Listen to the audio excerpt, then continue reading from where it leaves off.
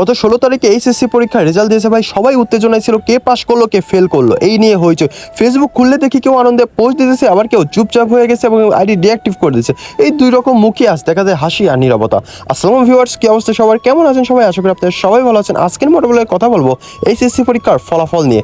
যারা পাস করেছো তোমাদের জন্য বড়সড় অভিনন্দন, আর যে তোমরা যেটা চেয়েছিলে সেটা অর্জন করেছো, গর্ব করার মতো ব্যাপার। কিন্তু মনে রাখবা জীবন শুধু একটা রেজাল্ট না ভাই। কনফুসিয়াস বলেছিলেন সফলতা একটা যাত্রা, গন্তব্য না। মানে আজ যারা পাস করেছো কাল নতুন চ্যালেঞ্জ শুরু হবে, তাই থেমো না, সামনে চলতে থেকো। আর যারা ফেল করেছো তোমাদেরকে বলবো মন খারাপ করো না। ফেল মানে তুমি খারাপ না, মানে তুমি যেটা চেষ্টা করেছো কিন্তু এখনো সেই জায়গা ধরতে পারোনি।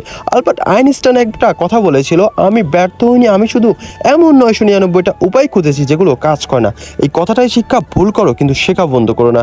রেজাল্টের দিনে সবাই তোমাকে বিচার করবে রেজাল্ট দিয়ে, কিন্তু মনে রেখো জীবন একটা পরীক্ষা না, এটা একটা গল্প। স্টিভ জবস বলেছিল, তুমি এখন যে ডটটা দেখছো তার মানে হয়তো এখন বোঝা যাচ্ছে না, কিন্তু ভবিষ্যতে এই ডটগুলোই তোমার সফলতার পথে নিয়ে যাবে। তাই আজ যেটা তোমার কাছে ফেল মনে হইতেছে কাল সেটা সাফল্যের শুরু। শেষ কথা, রেজাল্ট যাই হোক নিজের উপর বিশ্বাস হারাও না। একদিন তুমিও প্রমাণ দিবা এই নাম্বার না, তোমার পরিশ্রম, তোমার চেষ্টা, তোমার লড়াইটাই আসল রেজাল্ট। আবারও কথা হবে কোনো এক মোটো ব্লগে।